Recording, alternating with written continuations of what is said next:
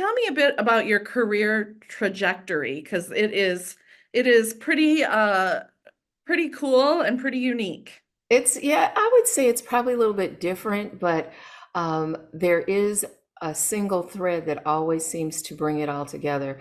I started my career in corporate America, and I was very young and very green, and there were people around me that had the good sense to know that I needed some community training. And after I was working at Mishcon for a couple of years, I was a training instructor there. I trained customer service and meter readers and credit analysts. Oh, And wow.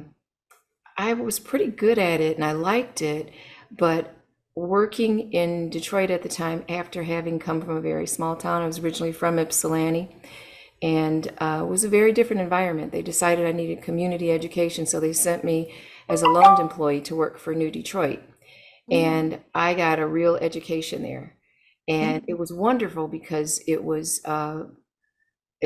exposed me to people I had not been exposed to, in addition to community organizations, churches, and every Fortune 500 company you could think of at the time. So it was a wonderful experience. And what always seemed to rise to the top in terms of my skill set was teaching other people how to do things. And I think it's because I was always so curious to learn new things. And when you're the new kid on the block, a lot of times you get past the stuff that nobody else wants to do. Yes. Well, I was goofy enough to think that that was fun. And so I learned how to write video for video productions because it was very new back then, because we're talking Yeah. early 80s. Yeah. So all the things that nobody Very else, new. yeah, all the things that nobody else wanted to do, I would say, I'll do it, because it was just exciting to me. And from my career at Mishcon, I kind of transitioned into public relations and worked as a independent writer, just writing press releases and things like that for small businesses because they didn't know how to do that at the time. They didn't know how to get the information to the media so that it could get picked up and maybe covered. So I did that for just maybe a couple years, and then worked as a public relations manager for a small Western Wayne city that was in the throes of a serious drug um, pandemic. Mm. But again, my naivete at the time just allowed me to think that, of course, I can go into these housing developments and, talk about what the city wants to do and everything else. And I was insulted when a police chief at the time said, well, anytime you want to go into this particular area, please let me know and I'll give you an escort. And I was insulted because I thought that he was saying to me that I couldn't relate to the people in the community. That isn't what Mm. he was saying. It didn't matter who the people were in the community. It was dangerous to be there. Right. Um, but that was, those are all great lessons learned. Um, Went back into corporate America, and that happened by accident because I had put together a press kit for um, a group that was promoting minority participation in the IRS building that was being built downtown Detroit. So I put Mm. together press materials, and one of the contractors came up to me afterward and said, I understand you're the person that did this. And I thinking, oh my gosh, what did I do wrong? I didn't know. And I said, well, yes. And he says, you wrote all of this? I mean, it wasn't that much. It was just a summary of the project and, some other things in there. But he says, I need somebody that can write proposals for me. And I said, well, sir, I'm going to be honest with you. I don't know anything about construction really. And he said, well, I got an office full of people that know everything about construction, but they can't write worth a darn. And I said, "Oh, okay." I said, well, if you teach me what I need to know, I'll work with you. And that's how I got involved in working in the construction industry. Wow. And it transitioned from working for that one small minority contractor to being hired by Barton Mallow, which is at the time was one of the largest construction services firms in Michigan and probably I now think the it still country. is. Yeah. Yeah, and my last project with Barton Mallow was the Mark Jefferson Science Building. So, Yes. and interestingly enough, I had been working with Barton Mallow on the Detroit Public Schools project, and loved that project because it was very much engaged with the community. And I got to put together a proposal to have a customer service center that was fully staffed by junior and senior high school students. I had to find them, interview them, hire them, train them, and then supervise them. And it was nuts because that was only one part of my job. I still had the regular part of my job to do, but that was the most fun. And one of the most interesting things that happened to me several years after that project was over, I was walking downtown Detroit and this voice behind me said, "Miss Tahara, Miss Tahara." And I turned around and it was one of the students that was in my customer service center. And she told me that she was working as a receptionist for a firm inside the Renaissance Center. I couldn't remember her name, but I remembered her face. Yeah. And it just made me feel so good. It's like, wow, you know, just to have somebody come back and tell you that. But then after I got out of the construction business, I decided to go back to school and complete my undergraduate degree. And I went to Florida to do that. And while I was working on that, I also ended up being a tutor, a writing tutor for other students. And then I ended up coaching the SIFE team, which is a Students in Free Enterprise team that competes all over the country based on, they give you a topic. It's like a debate kind of a thing. Right. Okay. But we won second place. It was really cool. Wow. After that, I got hired in the consulting business in oil and gas. And I really didn't know a lot about oil and gas, except that at one point I had worked for Mishcon, which became DTE, right?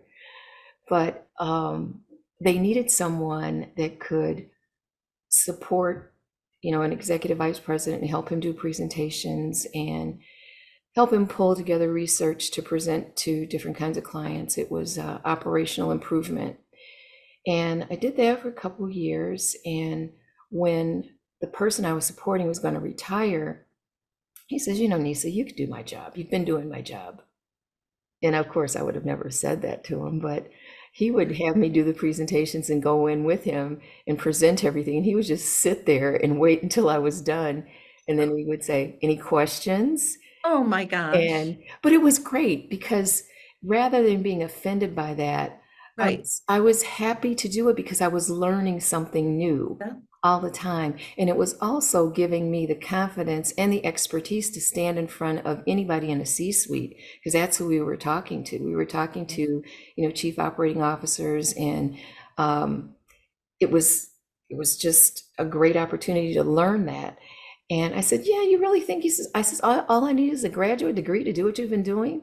Because he had a PhD in engineering, smart guy, great guy. Mhm. And he said, "Only because it looks good, but not because you really need it." And I says, "Well, you know, I've always liked school." So it just turned out that when that project kind of wound down, I was ready to do that. And I wasn't sure what the major should be. So the first thing I did was looked at University of Michigan Ross School of Business. Mm-hmm. And I have to be honest with you, the only reason that I didn't do that was because it was ridiculously expensive. And at this point in my career, I felt that, you know, how much value would I really get out of making that kind of investment? Right. And I kind of didn't want to negotiate the streets of Ann Arbor every day. You know, I just didn't want to do that. And almost by accident, I was just kind of scrolling through programs at EMU and saw the org development program. I went, I think I'd like that. And there was a way for me to focus on the training side of it, because that's what I really love to do. And I enrolled. And my first class was with Diana Wong. And I think it should have probably been my third or fourth class, because I had not been in school with that much of an intense focus. But it was wonderful. And I made some, I would hope to think, lifelong friends. I have people that I'm still in contact with from that class alone. And I was a little bit intimidated, a little bit into the class, because I thought, you know what, I'm old enough to be these people's grandmother in some cases, almost. You know, I had kids older than a lot of them, and they were already grad students. So I'm thinking, I don't know if I really can do this. And I went to her office hours and I said, I don't know. I said, I feel kind of like a fish out of water. And she gave me this look and she said, so what? You're the age you are. That's not going to change. And she says, but you bring a lot to the table that some of these people have never even experienced. And so when I started to look at it from a different kind of a lens, it really inspired me more. And one of the things that I found that, yes, there were students, especially in a lot of the group work we did, that were absolutely brilliant. And I loved listening to them and learning from them. But the other thing that I saw right away was that their lack of life experience in the real world was something that I could add. That was the value that I could bring to the table. And I did. And every class after that, I just loved it. I had so much fun. I finished the program in, I think, 18 months, but I was angry at myself because I wish I had dragged it out for like another year or so. But I did the study abroad in China with Jane Bush Viselis. Yeah. And we're still kind of in contact. We stay in contact, but I had the best time on that whole study abroad thing. And the funny thing was, which really, really made me appreciate the students in China, they are so invested in their education. And I said, I wish there was a way to convey that kind of urgency and appreciation for education here in our country. But it was almost like story time with a group of them because they wanted to hear someone speak with an American accent. And so I would read stuff to them. I had so much fun. And when Dr. Pandy, who was my statistics professor, who I drove crazy, by the way, when she was my professor, because I'm arts and letters, not numbers and all that stuff. But it worked out great. I'd go to her office hours and I said, okay, could you explain this to me one more time? And she would, and it was great. And after that, we just kind of formed this bond. And she said, would you come and speak to my class? I said, absolutely. And so I think the first class that I spoke to was a class that she was teaching in China. And so I put together a little video that probably had to be translated for them, but that was great fun. And a couple other times I think I've spoken to her class. Most recent one was maybe in February of this year, but that was a lot of fun too. And so I'll be going back sometime in November to speak to one of her classes in person because she said they kept asking why I couldn't be there in person. I said, I'd absolutely do it in person because it's more fun for me that way. Wow. So you're going to China? I'm not going to China yet, but I'm going to speak to one of her classes that she has on campus. Awesome. I would certainly do it because I just love that experience. It was so much fun. Let me ask you, how did you get your position at Barton Mallow? You said that the gentleman had seen your writing. Yeah, Tell me a little bit more about that. Contractor that was working as a sub to Barton Mallow. And when Barton Mallow won the $1.5 billion bond program for the Detroit Public Schools, there was a summer program that they used me to coordinate all of the public relations and promotions for. And I did that as an independent contractor. And after I did that, the project executive came to me and said, we could really use you on this project. And at first I said no, because we were going through some family kinds of things with illness, and I didn't want to commit to doing that. And then about 6 months later, there was a position at Barton Mallow for a public relations manager. And the time was right for me to be able to do that. And so I applied for that job and got the job. And then once again, my personal life with my husband moving all over the place, because he was previously employed with General Motors. He's going to have to move back to Naperville, Illinois. I wanted to stay at Barton Mallow because I loved working there.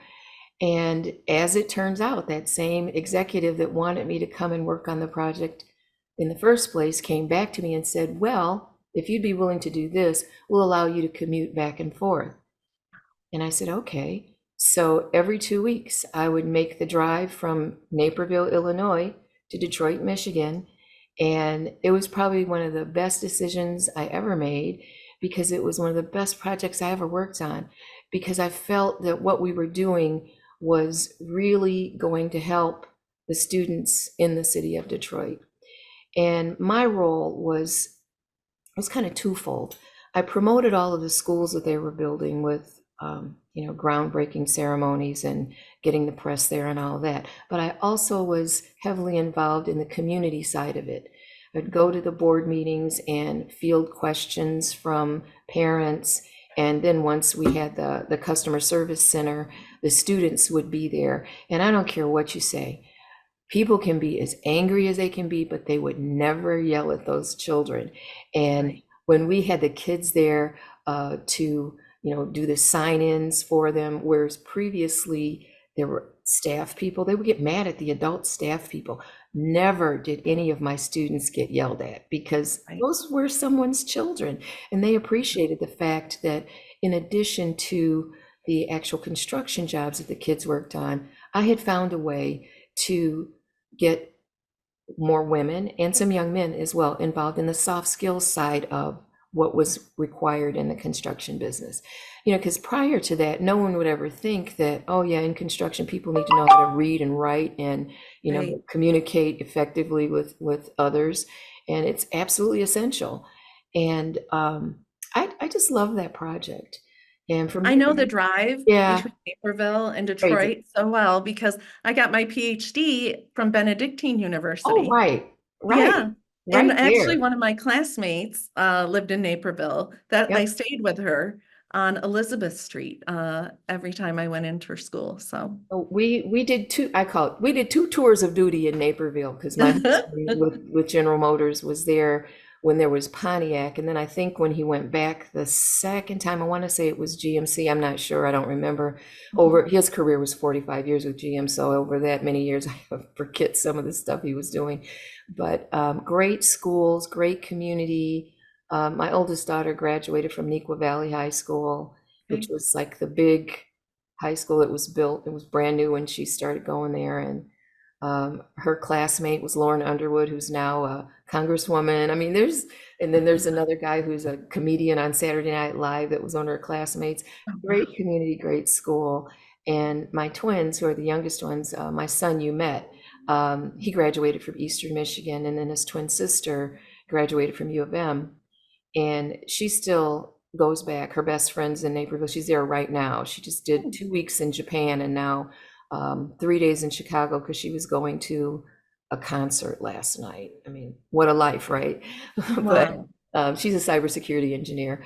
But yeah, but kind of my career, it's been eclectic, but it kind of all is tied together with um, feeling connections to people, wanting to help them learn. And I think I get that from my mother. My mother was it was an EMU alum, Mm. um, EMU alum, and um, Michigan State Normal alum. He Wow. was there before it became Eastern Michigan. But she just had such a love for learning and community, and making sure her thing was making sure that children could read, because she said, if you can read, you can go anywhere in the world without Right. leaving your home. That's And it right. always stuck with me as a kid. And, I became an avid reader. And because I didn't start out with the most ideal situation, I was adopted when I was 6.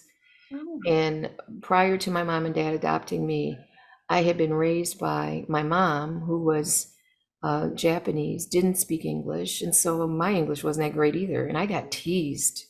Oh, it was awful. I got teased and I wouldn't talk.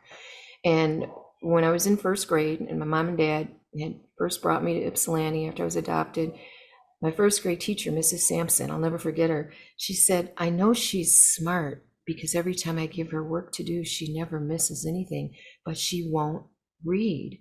And there was this part of class that made you read aloud. I was terrified to do that because I knew kids would make fun of me. right. And so I went to speech class until I was in the third grade. And at some point, the speech teacher told my mom, she says, your daughter doesn't have a speech impediment. She has an accent. And she was able to figure it out because she'd been in the Peace Corps and she'd worked with, I believe, South Korean children. I don't remember exactly everything, but Right.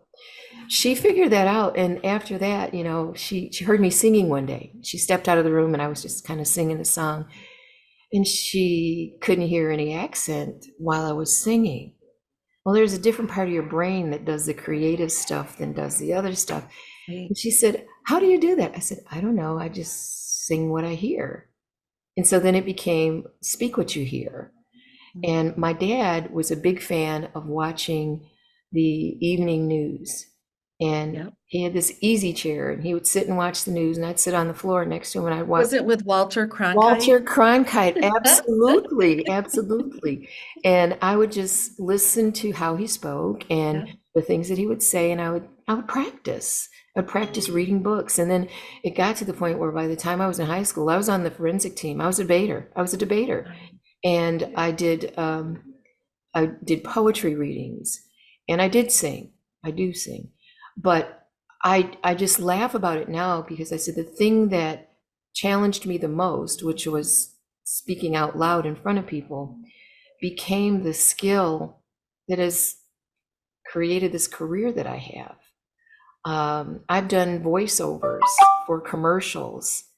And when Southwest Hospital existed, I was the voice that when you called in and you got the answering service type voice that said, for diagnostics, press 1. I did that. Oh my And I gosh. laugh about that now. I said, oh, the whole world probably would know my voice if they heard it on that Southwest Hospital. Hey, and all of that happened by accident. It was meeting someone that just said, you know what, you have a really nice speaking voice. She was the CEO of the hospital.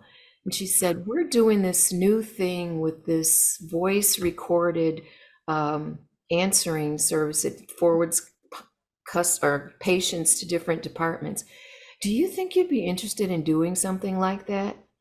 And I, me, always ready to try the stuff that nobody else wants to do. I said, sure. And she said, and we'll pay you. And I went, really? And I was like, what? And so that became kind of the start of doing voiceover work. But I've done Credit Union One, used to be a credit union in Detroit, and they had a series of commercials that they did during the Detroit Pistons when they were winning all the championships. I know that's been a long time ago. Yes, They're yes. really not doing so 90s. great now. Yeah, but I did that then and met some of the players and worked with them and did some things with them, some promotional kinds of things. So, I've had a fun career, but it's the kind of career that had to fit around what was happening with my family because Yeah. I have an older son who's 13 years older than my youngest twins. So the twins were only 4 years apart from my oldest daughter. So I had the three of them, together. And anybody that's had children understands that, they don't come with instruction booklets or Yeah. anything like that. You can't YouTube what to do with them because they're all so different. And I had challenges with them because my twins were born at 26 and a half weeks. So they were really, Okay. really little. And I had to make sure that they were okay. I Yeah. had to make sure that my mom and dad were okay, and they've been gone for over 30 years now. But family things always kind of intervened with derailing what I may have wanted to do with my career. But fortunately, my husband had the kind of career that it didn't create a hardship for us. I was Right. always able to stop and start, and that's what I did. But every time I did, I always ended up coming back to teaching people how to do stuff. My business evolved during COVID. I was at the point when my husband retired. I says, well, I am only going to do the occasional training workshop kind of thing, every now and then when somebody reaches out and says they need me to do it, I'll do it. I said, but I'm not going to pursue anything else because I'm not going to let you be retired and I'm working this hard. Right, right. So, but then he was retired for a month and went back to work full time. So I thought, okay, well, what are we going to do here? Well, during COVID, because I had become so accustomed to working remotely, it was not a big deal for me to do it. Right. And I was working with a guy who needed some help, and he got the biggest project his company had ever had, and I was managing it for him. But things kind of went sideways with the client, and um, the client said, well, we'd like to keep you on, but we're not going to work with this company.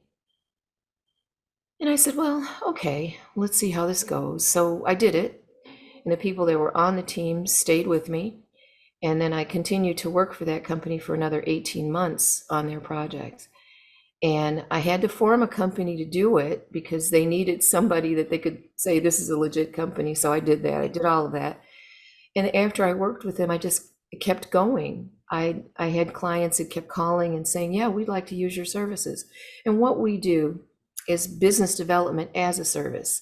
And the acronym is kind of cute because it's BDAS. I mean, you could say it's badass. But I love because when you it. first look at it, it kind of looks like that.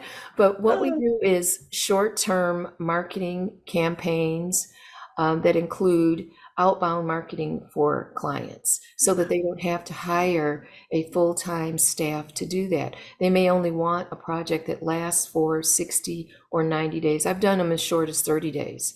And then, of course, I've got one client that's still with me, and he's in his third year, going on 4 years after December. But it just depends on what they want. We work with automotive clients, lots of IT clients, because they don't really want to have the responsibility of staffing up.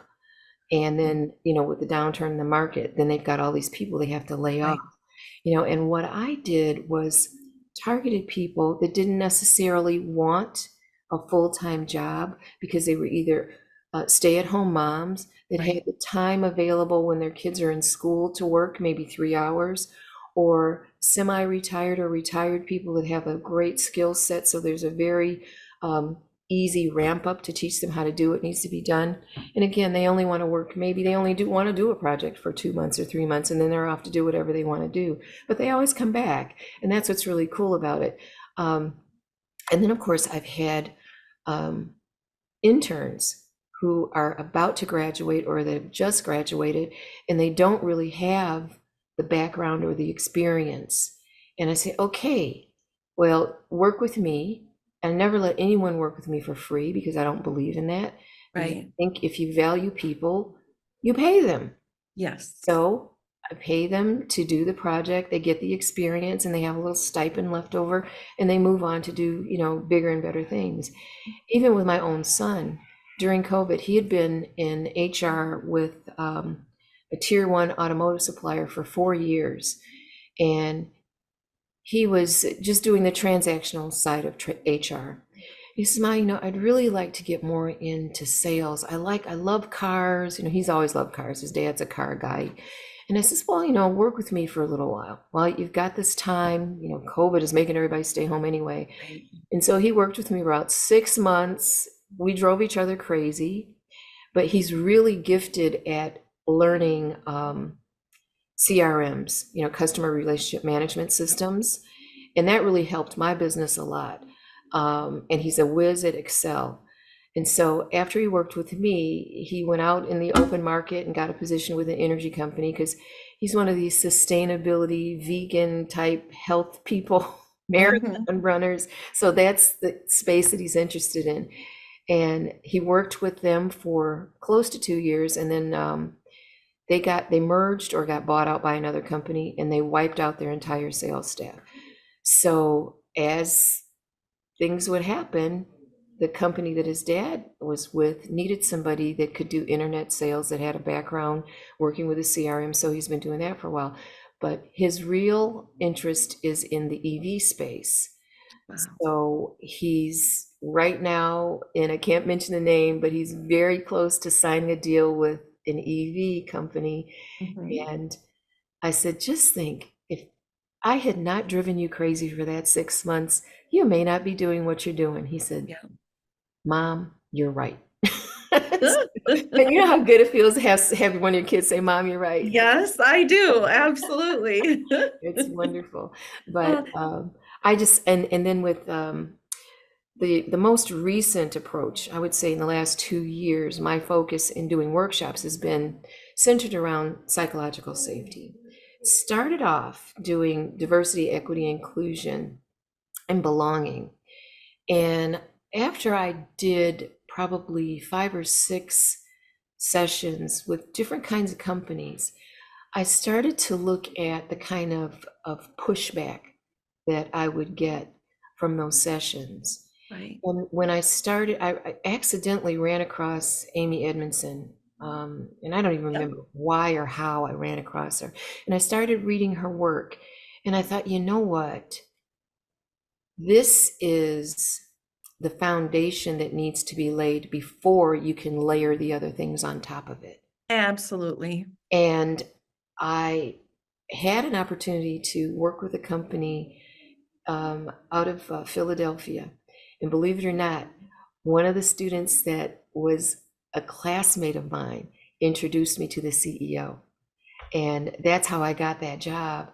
And it was so much fun. It was so much fun because all of the things that I had like made up in my mind that made sense to them. And these were professional women and men with graduate degrees, PhDs, EDDs. I mean, these were smart people, but they said the same thing. They said, anytime we want to bring up, diversity, gender equality, this or that, people feel excluded and othered when you do Yep. that.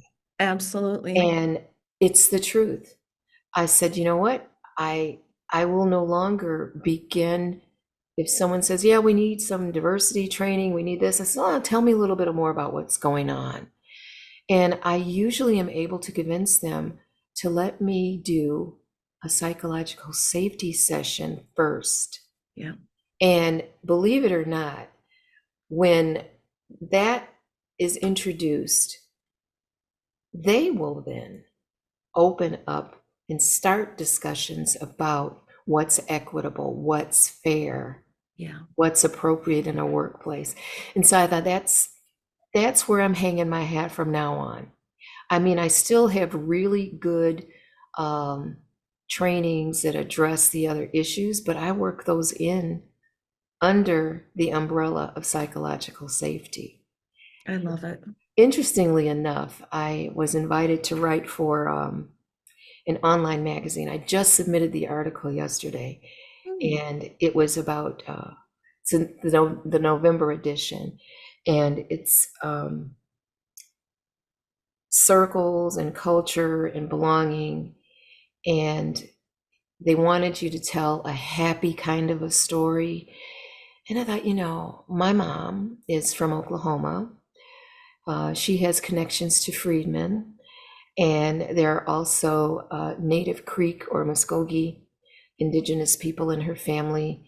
And I thought, well, I want to tell that story because about 7 or 8 years ago, I was in Chattanooga, Tennessee, going down the water steps. It's part of where the Trail of Tears started. Okay. And when I started looking at that and researching the Trail of Tears and the tribes that were the 5 tribes that were largely part of it, they were called the 5 civilized tribes because they adopted many of the practices of the white settlers. And when I discovered that not only were indigenous people making that some 800-mile journey by foot in some cases, but there were also African people who were enslaved by those tribes.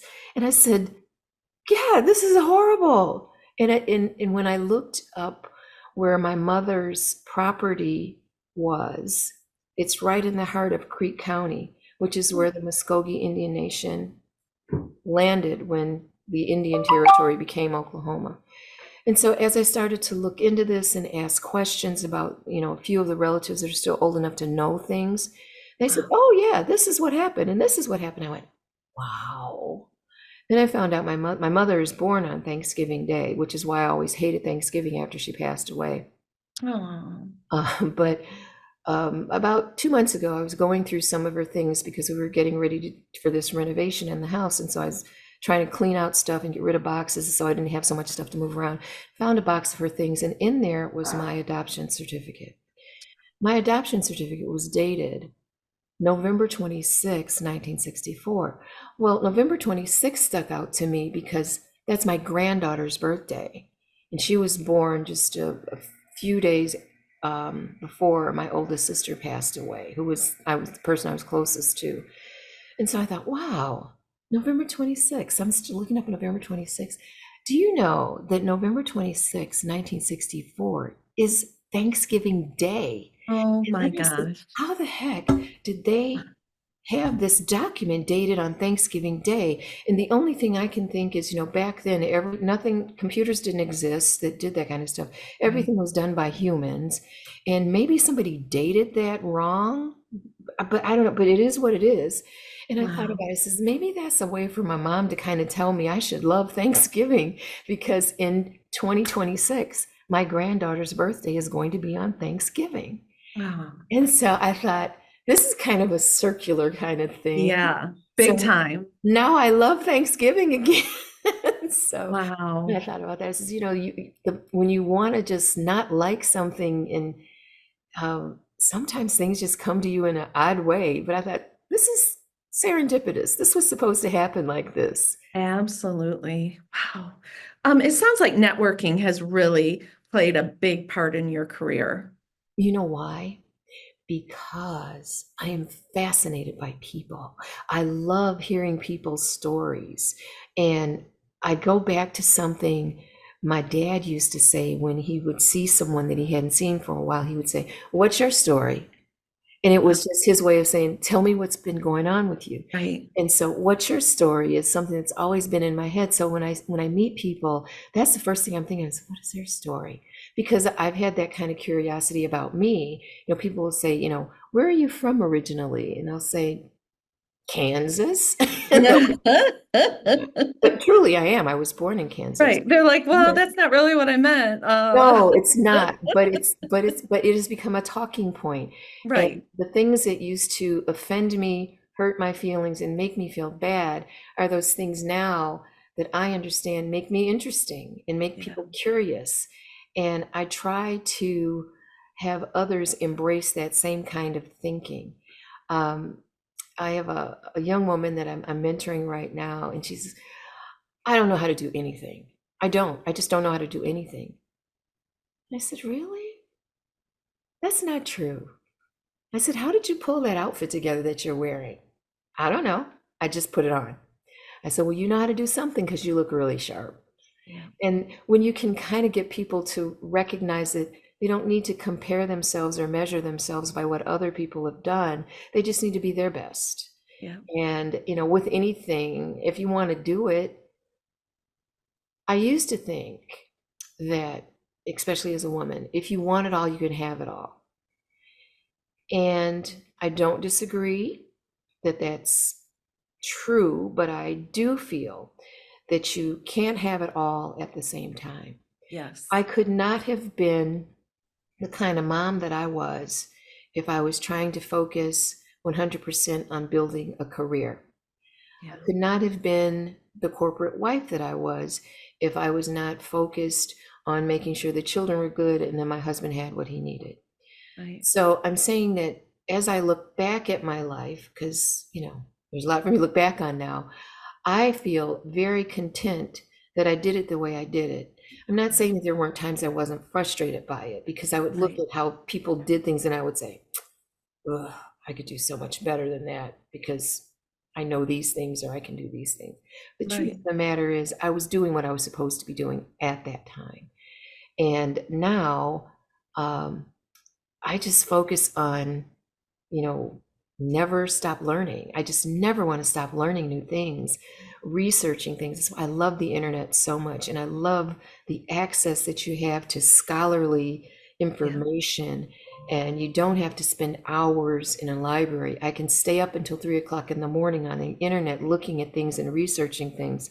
And it's wonderful, it's exciting, and it's fun. Yeah. And having had the opportunity to work with different people at different points in their careers, some at the very beginning, some at the midpoint, some at the end, and still seeing how excited they can get about learning something new. That is what makes me tick.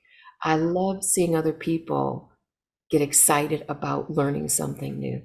And speaking of learning and doing something new, with my niece, who is, she's Dr. Paula. I call her Dr. Paula affectionately because she's the first woman in our family to get a PhD. So I call her Dr. Paula. She was my oldest sister's daughter, and she was the first niece that I ever babysat, that I was old enough to babysit. So we have a really special connection. And we go to brunch once a month, and at our brunch before last, she said, we have a really strange and interesting kind of a family. I said, we really do. And we do. I can tell you some stories, but I won't have to, because what we decided to do was write a fictional book based on some of the exploits of our family. And it's kind of safe to do it now because most of them are gone. So they can't get angry at us for, we're changing the names to protect the innocent, but or the guilty, right? or the guilty. And it's been so much fun. But it's just kind of it's a way for me to stay connected with her, because she's very special to me, and to do something that will be left behind. And so maybe at some point, if ever I have great grandchildren, they can pick up this book and say, I wonder if they were telling the truth or if they made all this stuff up. And so people are just going to have to try to figure it out, because we're not going to tell people what's true and what isn't. Oh, that's awesome. And some remaining family members may see themselves in some of the characters, maybe not. Right. But that's our fun project, and we're planning to get that wrapped up by the end of 2025. We're about halfway through it now. But it sounds like you plan your work and you work your plan. Yeah, and that's what I always tell the kids too. My youngest daughter is a very successful cybersecurity engineer. She moved away, well, my husband says ran away, but she moved away to Boulder about 8 years ago. She left her job at General Motors to go to Boulder, where she knew not a soul, take a job because it was in cybersecurity and it would give her an opportunity. And then she went to grad school out there, and she's never looked back. I mean, she's done some amazing things. She majored in German, and at the time, well, her older sister did too, but her older sister always was planning to go to law school, so it didn't matter what she majored in, is the way that we thought. But with my younger daughter, she majored in German, and my husband said, well, what's she going to do with that? She doesn't want to go to law school. I said, I'm not worried about it. She'll figure it out. And she ended up studying abroad. She was at Eastern at the time. She studied abroad for a whole year through the program at Eastern, and no one else had ever done that. And then she left Eastern and went to U of M because she said that the German program just wasn't challenging enough for her. And it wasn't. But the program at U of M, she had to test to get into it. And she was in the top 1% of the people that got in. So she knew what she was doing. And then she worked a year over there, and she has native proficiency. She can teach a class totally in German. And when she went to Boulder, she got her master's in cybersecurity. And I said, well, Ash, you don't really have a business background. That's going to be kind of tough for you to do. And she said, well, didn't you always tell us don't pick easy stuff? And I said, well, yeah, I kind of did say that. Wow. 4.0. She graduated with a 4.0 in her graduate degree, and immediately was being headhunted by all these different companies. And she's just done fabulous things. And so, I say to my husband, I says, now, are you sorry that she went out there? He says, she still shouldn't have left. She could have done the same thing if she stayed here. But that, daddy's girl, Sounds like your kids are just amazing, just like their parents. I absolutely feel that I am such a blessed and fortunate parent, because honestly, I didn't know what I was doing. I just did what I did. Yeah. And I know parents that I thought were wonderful parents, and their kids just didn't quite get it. And that's why I Mhm. said we're fortunate, because a lot of times, no matter what you do, there's nothing you can do once they become Yeah. adults. I just feel very fortunate and blessed that they've all turned out to be really wonderful, wonderful people and good human beings, tax-paying citizens. Well, it sounds like they've had some really good models for that. I think so. My husband is definitely the model for get up every day at 4:30, go to the office at 6 and work your fingers to the bone. He would never even take sick days. Mhm. He was definitely a corporate man. But then when he left after he retired, that paid off because his phone was blowing up. Hey, we need you. Can you come and work for us? Can you come and work for us? And so I says, you really want to go back and work another full-time job? He said, well, what else am I going to do? He didn't have any hobbies. I mean, Kimberly, Right. I can tell you, I can find stuff to do. I will paint. I will sew. I'll go decorate a friend's house. I'll go do all kinds of stuff. I can get involved in doing any number of different things, and I'm happy and content. But he just likes to work. That's what he does. And Mhm. so, what was my kind of my office space became his permanent office space in the house. I got to redecorate it though to make it more Yes, manly, all right. and that was fun. And then that's just what he does. He's usually here 3 days a week and gone 2 days a week doing what he does, and he's happy. I'm happy, and all is wonderful with the world. But but Wow. and now it's honestly, I have my granddaughter, and my oldest son has two sons. I have two grandsons. The grands are 4 and 18 months.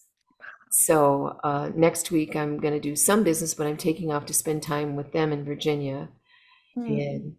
And my son is a really interesting kid too. He's really creative, and he's a fine arts major, photographer, amazing photographer. And he came to me one day, he says, Mom, I'm going to join the Air Force. And I laughed at him. I said, sweetheart, the military is very structured. They tell Right. you when to get up. They tell you when to go to sleep. They tell you when to eat. They tell you when to toilet. Come on, you don't want to Mhm. do that. Yes, I do, Mom. I said, well, tell me why. Just why? He said, because you know what? I've always wanted to see the world, and I've seen the world through photographs, but I want to take the photographs myself. Really? And so I said, well, I mean, at that point, he was an adult. He was 22 at that point. I said, Right. okay. He enlisted, and he has been all over the world. His last assignment was 5 years ago when he was stationed in um, Alexandria, Joint Air Force, Andrews Air Force Base is where he Mhm. was stationed. And that's where he met his wife. But prior to that, he'd been Japan, Guam, Philippines, Germany, I believe, Afghanistan, uh, Qatar, Kuwait, the UAE, you name it, everywhere. Beautiful photographs all over the place. And when he had the assignment in Japan, the person that was coaching the Air Force football team took a liking to him. So he got to travel all the prefectures when they played football games. And so he had a great time doing that. He just retired after 20 years in the Air Force, and got married 5 years ago. Now has a 4-year-old, has an 18-month-old. His wife is amazing. I have the most amazing daughter-in-law in the world. And he just got hired again after being retired. He's not even officially retired. His official retirement is December, but he's going to work. He's a civil engineer. He's working for a company that's only 10 minutes away from their home. Wow. So he gets to take care of the boys because she works for the Canadian Embassy in DC. So Mhm. now they've got this whole program worked out where he's getting the boys to daycare and she's working in the office 3 days a week. It's great. Wow. Yeah. What would you say EMU prepared you for? Oh, the second time around, it prepared me for always being open Mm. and confident about what I bring to the table, but absolutely aware of what is missing. Because the Mhm. pieces that I feel are missing are things I seek out in others. And when I find it, I get so excited, I get so, amped up about it. And Mhm. even the thing that we did a couple weeks ago, I met a couple of young men and I looked at their resumes and I said, great resumes. Does this look like your LinkedIn profile? And the one guy says, well, I have a LinkedIn profile. And I says, what is it? I pull it up and says, where's your photograph? There's no photograph. I said, you gotta have a photograph. He said, Yeah. well, I was planning to get one. I said, I'm gonna give you one right now. Stand over there by this wall. I'm gonna take your picture. He put the picture on his LinkedIn profile. And that made me feel so happy because I said, this is good. The other guy that I talked to didn't have a LinkedIn profile.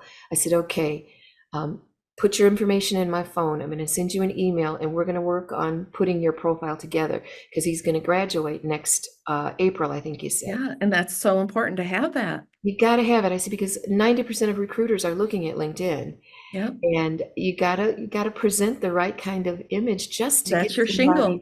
Yeah. Mhm. So he says, well, I'm going to do that. I'm going to do that. And he said, I'm going to reach out. And so he did. So those two people that I met at that thing reached out to me. And then Olivia Smith, Mm. this is so funny. She had a post, she responded to a post yesterday because it was Indigenous Peoples Day yesterday. And she told the person that made the post that she was connected to the Muskogee tribe through Freeman. And I says, oh my God, Olivia, we have to talk because that's the same group of people that my mom's family is Wow. somehow connected to. And I said, when you meet people, you just never know. You And never before know. she got up to do her presentation, she says, oh my God, I'm so nervous. I can't do this. I said, are you kidding me? I said, She's yes, so you can. phenomenal. I said, yes, you can. I said, I've only talked to you for 15 minutes and I know for a fact Yeah. you will kill this. Yeah. Just go do it. Just go be yourself. And when I watched her present, I went, oh my gosh, she's amazing. She was so good. But I love But I'm not a talking. natural public speaker either. And Is so, anyone? exactly. Really? Is So, I mean, anyone? I take those nerves and I try to use them and, channel them because, yeah, it's, it always stresses me out. Oh, for me too. Whenever Yeah. I get up in front of a group, I have horrible butterflies. I usually will never eat anything because I'm afraid I'll get sick to my stomach. Yeah. And I'm usually drinking, sparkling water because the bubbliness settles my stomach. But Mhm. and when I tell people that, they go, "Are you kidding?" No, I'm not kidding. Right. I get up to sing a song in front of an audience, I'm always terrified. But the minute that I start to sing, I relax. Right. And the minute that I start to speak to a group, I start to relax. Yeah. But that is still really terrifying. And at Yeah. one point, I never had COVID, but I got an upper respiratory infection during the time of COVID Mm. that absolutely took my voice away. And I would have these coughing spells and I would completely lose my voice. And I would sit and I would cry because I said, what am I going to do? If I can't talk to people, what am I going to do? I mean, Right. even though I wasn't able to do it in front of people, I had to be able to do what we're doing now, which is sit in front of a camera and have a Right. conversation or to present something. And um, my oldest daughter said to me, she said, well, Mom, why don't you just do nothing for a while? Why are you pushing yourself right now? Just don't do anything for a while. And so what I ended up doing, because my granddaughter had not started daycare because we were still in the middle of the pandemic, I kept her because my daughter works from home. She's an attorney, but she works from home. Right. I would get my granddaughter, I'd go pick her up and keep her for the day. And I gotta tell you, um, little children have this way of really, really just bringing you down to earth. Yeah. They really can humble you. And I just thought, wow, the things that I needed to do for her and the things that she did for me, it changed my life. It's like if I never do anything else, if I am successful at supporting this little body into turning into a bigger body with greater abilities, I've done something wonderful. And I gotta tell you, she she's amazing. She told well, first of all, she got my husband to do things that my girls never would have gotten him to do. She polished his toenails and his fingernails with different Oh colors of my polish. gosh. Thankfully, it was the kind of polish that washes out when you get in the shower. Um, she she had him wearing, there's a book called The Pout Pout Fish, and Uh-huh. I use it in one of my trainings. And I found that children's books are great ways to break the ice and put people at ease, because I ask people to take yourself back to kindergarten when you sat in the circle and your teacher read to you. This is how we're starting out. So Pow Pow Fish is one of the books that I use. But what I did with that was expanded it, and I got a fish hat that represents each of the characters. There's an octopus, there's a squid, there's a clam, there's a pout pout fish, and there's a silver shimmery fish. So I have headdresses to match all of those fish.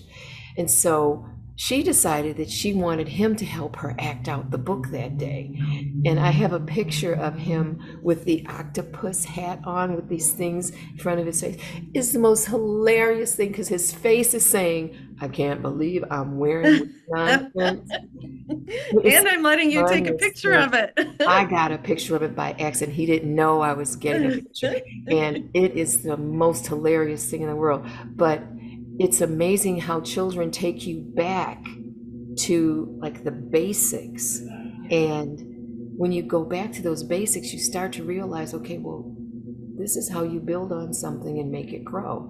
And I love that about my life, because I've had a chance to experience that with my granddaughter, more so with her because the boys are just not close by. But it's great. It's just great. I have a wonderful life. I can't complain, you know. Do you just have like one or two bits of advice that you think EMU students should really focus on? Yes, play the long game. Play the long game. And when you're looking for a career, don't always look for which one is going to pay you more. If you know what your passion is, and this is advice I would give to my 25-year-old self, if you can identify your passion early on, then you're way ahead of the game, because you will seek out those opportunities that your passion will mesh with and support. If I had known all those years ago that I was so passionate about helping people to learn and to embrace learning as something that doesn't just start and stop at some point, it's continuous, it never stops, I would say that. Find your passion and then look for opportunities to support your passion. And the money will come. The money always does. There's always money out there. There's so much of it to be made in so many different ways. You don't always have to look for it to come from one source. And don't be fooled by people that say, oh yeah, I've got to make, 7 figures before it means anything to me. It used to be 6 figures in my day, but now it's a Mm-hmm. 7-figure thing. So no, your passion first. Yep. And find people that inspire you. But how do people find their passion? It's there was that Strength Finders is one thing that people was That is such doing a a great long time program. ago, and it really does identify things. And honestly, if you listen to what other people tell you about yourself, Yes. you can figure it out if you listen. Yeah. If you listen. I would tell my son all the time, because he's got such an effervescent personality. I says, you really need to be doing something that requires you to be around people. I have never met anyone that knows my son that hasn't said how kind he is, how funny he is, how easy he is to be around. And whenever he's gone into a workplace to work, people just love him. When he was a lot younger, the older women would say, oh, I want him to be my son, and now now it's like they want him to be their son-in-law. But Mhm. and I would tell him all the time, you'd be great in sales, because number one, you're trustworthy and you don't come off like a salesman. Well, now he's become the EV specialist at this dealership where he's currently working, and he's been on calls where the customer has been ready to return the vehicle because they hated their salesperson. They send him out. He sits with them. He shows them how to use their car, shows them all the electric technology on it. And they've given him tips. They've given him $100 tips because they said, Wow. "You were so great. Can we call you again?" And he said, "Sure." I said, "Oh, That be careful, you're gonna get calls back."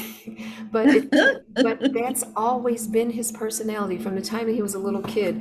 If someone fell down, he'd be the first one to run over to try to pick them up.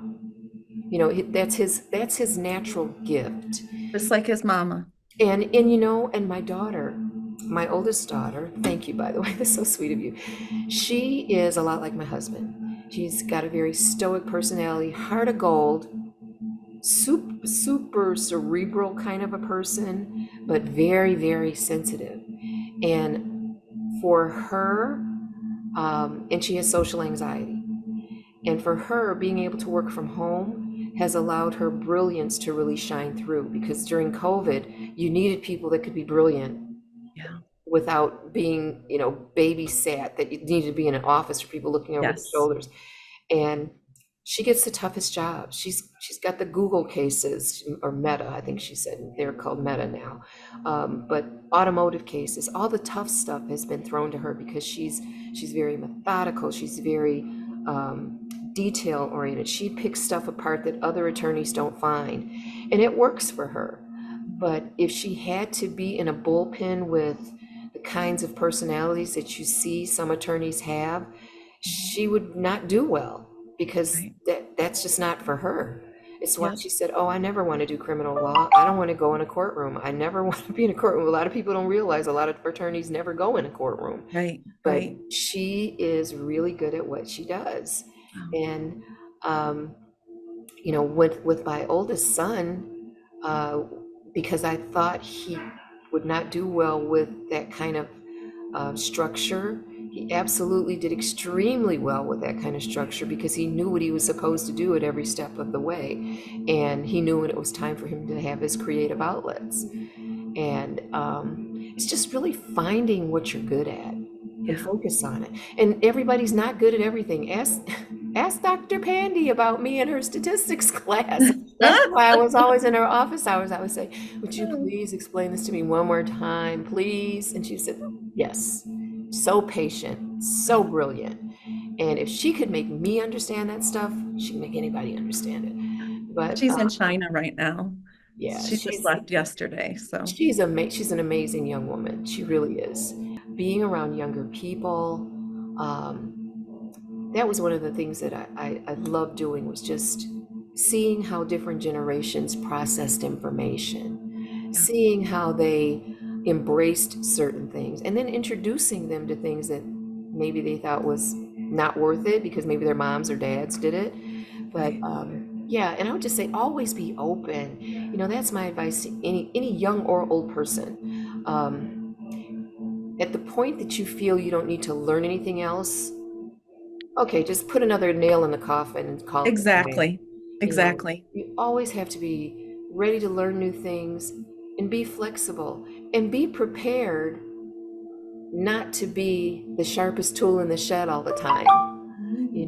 I think recognizing that there's always going to be somebody smarter than you, taller than you, thinner than you, richer But than maybe you. not as creative as you. But they can, yeah, you still have Right. something that you bring to the table. Right. Always be willing to listen more than you talk. Yeah. And honestly, that's how I've gotten jobs. I mean, it's half the time I'm not really promoting my business. It's probably not a good thing to say, being an entrepreneur. But things have come to me because other people have said, "Do you know so and so and so?" "Yes, of course I do." And they said, "Well, they told me I should talk to you about." Yeah. I said, "Okay, let's talk." It's all about connection. Yeah, it's the connections. And sometimes approaching a business opportunity not as a business opportunity, but just as a connection opportunity turns into a business opportunity. I can remember having lunch with someone, and that's how I went from one consulting firm to another. And they said, well, what are you doing for them? And I says, well, I do this and I do that and I do this. We were at a conference, at this big tech conference that they have in Houston every year. And I said, well, I do this and I do this. And he says, oh, really? Yeah. A month later, I get a phone call and they were offering me a third more of what I was currently getting paid. And my boss was retiring anyway, and I didn't know who they were going to stick me with. So that was a Right. great way for me to kind of make a graceful exit. Yeah. And it was great. And I had no idea that was going to happen. I really didn't. Same thing with my youngest daughter. She was in San Francisco for a conference, was introduced to some people that, were going to go to a sushi bar with her. And they ended up talking, not really about business. They just talked about what each other did. And I guess they all knew they were in cybersecurity, so they didn't need to talk about that. But a month later, her company was kind of reorganizing because they got a new CEO. And this guy out of the blue calls her up and says, hey, we've got an engineer position open. Is there any possibility that you'd be interested in this? And at first she said, well, no, I don't think so. And then when some other things started to happen, turns out one of the people was in Denver, and they got together and had, tea and talked, and boom, Wow. new position with a lot more perks. So, but it is all about the connections, especially when you're in a certain kind of community. Like I think that the automotive industry is kind of cliquey. Everybody knows everybody. So you always want to keep those positive connections, never badmouth anybody. I mean, I've had some absolute horror stories with people, but I would never mention their names and never say bad things about them. Yep. Because if you operate in that kind of a space, eventually other people will find out too. Yep. And I've never had to do that. I've never had to say anything bad about anyone. And honestly, even with the bad things, there are some good things that I can say about people that have done bad things. Yep. So Yep. it just all works out. It does. There's always the silver lining, right? Yeah, yeah. Yeah. And I'm not one of those people that, pie in the sky, never see anything wrong with the situation. I'm very realistic about things.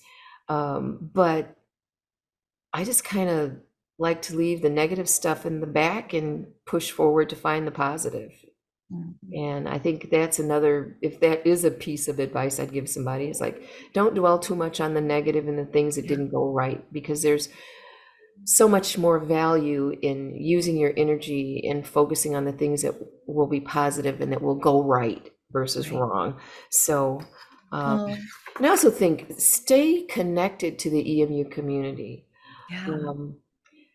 Now that I have more time to do that, I absolutely want to, with the Alumni Association, mentoring students, both undergraduate and graduate, that are coming along, that may have an interest in some of the things that I've done over the course of my eclectic career. And that's another thing. Don't always think that you can have one career in one space. Right. When you have a skill set, you can pick that up and take it anywhere. Yeah. And that was something that my mom taught me. She says, well, as long as you can read and write, you can find a job somewhere. If you can read, write, and speak, you can find a job somewhere.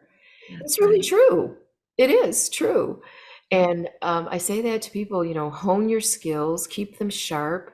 I get really irritated by people of my generation and, the Generation X. I get really irritated by them when they say things like, oh, I don't understand this technology. These young people, all they know is computers. They don't know anything else. I say, that's not true. That is absolutely not true. You will find that every generation has people that are whiz kids at certain things and not at others. It's all about how you want to take your time and apply yourself. You can do anything you want to. You have a good brain, it works, use it. Yeah. And use the good brains of other people. I tell everybody the smartest thing in the world that anyone can do is learn how to use consultants. And consultants don't always have the title consultant. Yeah. Seek other people out that know how to do what you want to do. Right. Bug the crap out of them. It's what I did. It's what I've done in so many situations. Like when I told you I went into construction, knew zero about that. When I went into the oil and gas space, really didn't know much about that. But I had people that were willing to teach me, and I was willing to bug them so that I could learn. Every Yeah. time I didn't know something, if I couldn't find the answer in a book, or in this case online, go ask them, sit down with them, ask them. And a lot of times people are really very happy to Yeah. share what they know, Yeah, especially if they're absolutely. experts in the field. They love talking about their expertise in different Especially if you're a fields. student. I mean, not just Yeah, because you're a student, but students, I think, get an extra little amount of that. yeah. And Yeah. I am a perpetual, I will never stop being a student. Yeah. I may not be enrolled in university, but I am always going to be a student because Yeah. I'll never stop learning. I Mm. am fascinated by things that are happening now. My 4-year-old granddaughter was here last weekend with her laptop, and she's signing on with a QR code. Oh my And gosh. she says, Gigi, okay, which would you like to choose? And I says, oh, let's do games, because I'm thinking, oh, games easy, right? Hmm. No, this was an educational game, and she was killing it. I was like, she's only 4. This is Yep. amazing to me. Yep. I'm so fascinated about how kids can learn these days versus Yeah. how we learned in the old days. Right. But the basics are still there. Yeah, they The are. basics are still, you got to have curiosity. You have to be prepared not to get things right. You have to be prepared not to be the best all the time, and I even say, not even to get a trophy. There was that generation that no matter what you did, you got a participation trophy. In some ways, I think that's wonderful, but in other ways, I think there should be occasions where you don't get a trophy. You Yeah. get to But say, you should always be the hardest working person in the yes, absolutely. I didn't get the Yes. trophy this time, but I know I did my best, and next time I'm gonna get that trophy. Yep. Just Yep. like my son, he's a distance runner. He did his first marathon, and he um, did it for a charity. And he was very good at doing half marathons, great time doing half marathons. And he says, yeah, well, I want to finish in this time. I says, well, sweetheart, just concentrate on finishing. I said, a marathon, you're running twice the distance as your halves. This is going to be your first one. And so, of course, I've been a marathon mom for many years, and I'm so thankful now he has a girlfriend because she can wait at the finish line when it's cold and I don't have to. But we were at the finish line waiting and waiting and waiting and waiting. He was one of the last 10 people to finish. And he says, oh God, Mom, my body just couldn't take it. He was cramping up. Yeah. And if you're a runner and when your body starts to cramp up, there is almost nothing you can do. And he said, but I promised that I was going to finish this marathon because I know these people donated this money because I'm going to give it to this charity. I gotta finish. I gotta finish. And when he crossed that finish line, I was like, oh my gosh, he looked so bad. He was just so much in pain. But he said, I made it. I said, yes, you did. And I was so proud of him because he didn't quit. He could have Right. quit. He Right. could have quit. But his thing was, no, there are too many people depending on me to finish this race. Mhm. And I knew I wasn't going to finish first. I thought I'd be somewhere in the middle, but it ended up this time I'm on the back end, but I Right. finished. And I said, and you know what? Of course, me coming from Dr. Pandy's class, I'm looking up the statistics. What are the statistics for people in America running a marathon? I said, you've Yeah. done something that only 1% of the entire population has done, and that's finish a marathon. So Wow. you should be really proud. And he says, yeah, I am, but right now I just want to eat something and and and go take a hot shower or something. Okay. But that's my one example of, you don't have to be the best at everything every time. You just have to finish. And you Oh, just have to make the attempt to do it. And I think if more people believe that, more people would feel as though they're not failures when they're not the best. right. And sometimes you fail up. You fail and you Yes. do better. Yes. Oh, Nisa, it was such a pleasure Oh, I meeting love you, talking to you and and thank meeting you you. so much for chatting with me today. This has been such And great fun. I just look forward to when our paths cross again. Absolutely. All right. Absolutely. All right. And we'll be in touch. Absolutely. Thanks for Bye-bye. taking the time. Thank you. Bye-bye. Bye-bye.